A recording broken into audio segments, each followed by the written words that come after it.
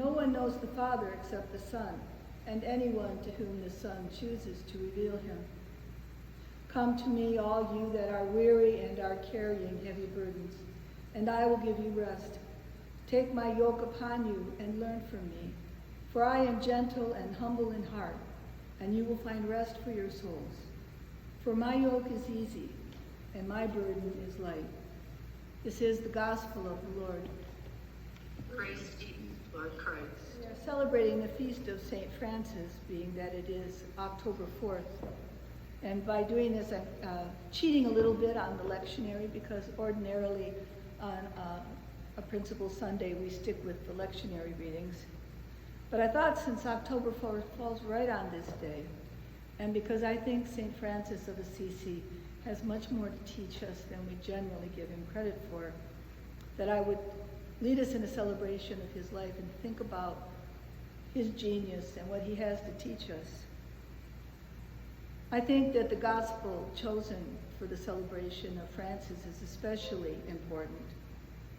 Jesus says, I thank you, Father, Lord of heaven and earth, because you have hidden these things from the wise and the intelligent, and have revealed them to infants. Yes, Father, for such was your gracious will. That Christ, that God's willingness to teach us starts with us as being children. Remember, let the children come to me. And then as Jesus' prayer ends, come to me, all of you that are weary and carrying heavy burdens, I will give you rest. Again, the emphasis isn't on powering our way through anything, is it? It's about being gentle and humble. And that, if nothing else, was exactly what Francis was. I think that what is important for us today about Francis is what we would normally call fellow feeling. I'd say that he is the patron saint of fellow feeling, which is an attitude of openness to relationship with fellow creatures and the earth and of everything in God's creation as equals. Unlike most other saints, like Paul in the early church, or Augustine, or St. Ignatius, who led with their heads, that is to say their intellect, Francis' unique contribution is that of leading with his heart in a more physical than intellectual way, in sensitivity to his fellow creatures. He is known for living out his unique humility, through which he saw himself as equal to the rest of creation, but not above it, not above the creatures. Before the love and magnificence of God, he saw that all were on one level, below God, beneath God, and for God, the creator of us all. So he felt, as a preacher of the Lord, that it was important to share that word that is to be preached with all who would be listening. And here's one of the many incidences recorded of his felt call to teach and preach, even to his fellow creatures. One time, as Francis was passing through the Spoleto Valley, he came upon a place near Vivania, in which a great multitude of birds of various kinds had assembled. When the Holy One of God, meaning Francis, saw them, because of the outstanding love of the Creator with which he loved all creatures, he ran swiftly to that place. He greeted them in his usual way, as if they shared in reason, as if they shared in the ability to make sense of what was happening. As the birds did not fly away, as they did not take flight in fear, he went to them, going to and fro among them, touching their heads and bodies with his tunic, blessing them with his hand, with his tunic. Meanwhile, his joy and wonder increased as he carefully admonished them to listen to the word of God. And he said to them, "My brother birds, you should greatly praise your Creator and love him always. He clothed you with feathers and gave you wings for flying. Among all his creatures he made you free and gave you the purity of the air. You neither sow nor reap. God nevertheless governs you without your least care." At these words, the birds gestured a great deal in their own way, They stretched their necks, they spread their wings, opened their beaks, and looked intently at him. They did not leave that place until, having made the sign of the cross, Francis blessed them and gave them permission to go in peace. On returning to the brothers, he began to accuse himself of negligence because he had not preached to the birds before. And from that day on, Francis carefully exhorted birds and beasts, and even insensible creatures, to praise and to love the Creator. I can't help but wonder what the insensible creatures were. Maybe the bugs, the worms, the very tiny creatures. Francis looked and listened deeply to the birds, to all the creatures, and he shared with them a common understanding, fellow feeling. The Merriam-Webster dictionary defines fellow feeling as a feeling of shared interest or understanding. And I think Francis' special genius was knowing that the special interest and understanding they shared was that they were creatures. They were part of God's creation, and they're part in the story. But by the time we're adults, we outgrow, I think, fellow feeling. It's part of our culture. There are lots of reasons for it, I think among them sin. Fellow feeling dwindles in power until it is really just shared mostly among people with shared intellectual interests, or maybe financial interests. Like raising sheep and training border collies to tend them, or maybe service clubs like the Rotary, or perhaps yoga, and most especially political parties, whether it be Democratic or Republican or Green. We choose up sides. We forget to see one another as individuals. We let go of our fellow feeling in favor of antipathy and competition. So something important and intrinsic to our humanity often gets lost because it's left our hearts, and our hearts in quiet allow our intellect to try to carry it, but it cannot. That is not the way God created us.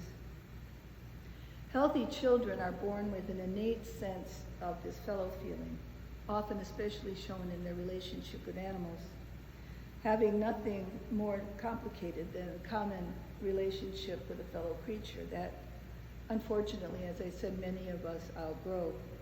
And even worse than that, the adults around us even come to disdain as just immature. People who talk to their pets sometimes or dote too much on their pets are seen as immature, not intellectual enough.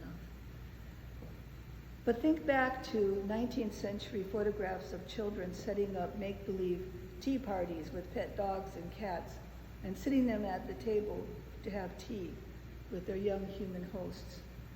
Or other photos, I just saw one not long ago, of a little boy with a stethoscope around his neck being the doctor to the dog as the dog patiently sat there for his ministrations.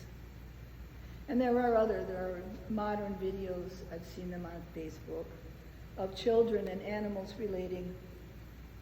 And the animals often lead the way. There's one that I thought was especially cute, of animals, dogs who had learned to crawl on their tummies, on their hands and knees, if you will, to keep a crawling toddler company down the hallway.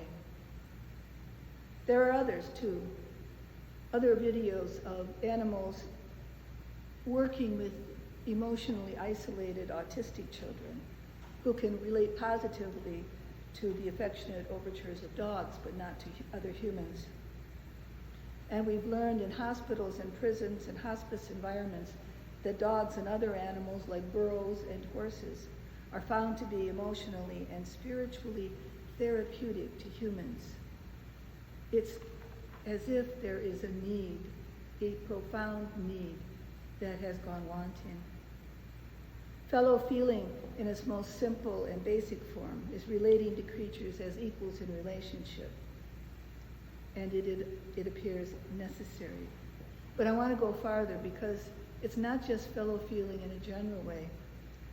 What Francis also embodied was the understanding that it's not just fellow creatures in a homogeneous way, but individual creatures, that individuals made a difference. And for that, I looked to a story called The Wolf of Gubbio, Gubbio being a city in Italy, that was having a hard time with a wolf who would come in and was marauding and taking out probably their sheep, their cattle. And they were looking for someone to go and kill the wolf. Apparently, Francis was there, probably as he was a mendicant monk, asking for food. And he heard what was going on, and he offered to talk to the wolf, this individual wolf. And so he goes to the wolf and he reasons with the wolf. He probably preached the gospel to him about loving his neighbor and loving one another. And he worked out with the wolf that how would it be if the people of the town brought you food every day so that you wouldn't starve and so that you wouldn't take your forays into the town and take their livestock? And the wolf agreed. And Francis went to the people of Gubbio, and they agreed. And so the story goes, everyone lived more or less happily ever after. But it's also true in yet another story of Francis, wherein, I think alone of Christians during that time, he went to speak to the Muslim caliphate, who they were at war with Christians. And in his humility, which gave him courage, he went to the Muslim caliph and asked about having peace. He treated him as an equal, not as a Christian who was superior. It didn't work out because apparently the other Christians couldn't really go along with Francis' vision of reality. But nevertheless, Francis saw the caliph as an individual. Some years ago, I met a 6-year-old boy who had refused to eat meat of any kind. His mother told me that when he was about 3 and she was serving him hot dogs, he asked, what was a hot dog? And his mother told him what it was and enlightened him to the fact that hot dogs were made up of meat, and meat was made up of animals who had been killed. And from that time on, he was so horrified at the idea of killing and eating fellow creatures that he would not eat meat. I've known of other kids who have done the same thing. Our early and innate fellow feeling prevents biting and eating one another in any way. Our innate fellow feeling goes against biting and eating one another in any way. If only we could find a way to protect that authentic, primal, healthy attitude as we grow into adulthood and even old age, as somehow Francis did. Maybe it could help us to truly follow Jesus' command to love one another without exception. All of us and all of creation alike have something vitally important to teach us, to tell us, to give us ongoing gifts from God, if only we will stoop low enough to see and to listen. If St. Francis of Assisi teaches us anything, it's that we will miss out on what God has to share with us without our having that humility to see and to experience the gift that God has right before us in so many manifestations of creation, even the very most mundane ones, like our relationship with our pets. So let me close with a video with Lorraine's help that I think makes the point.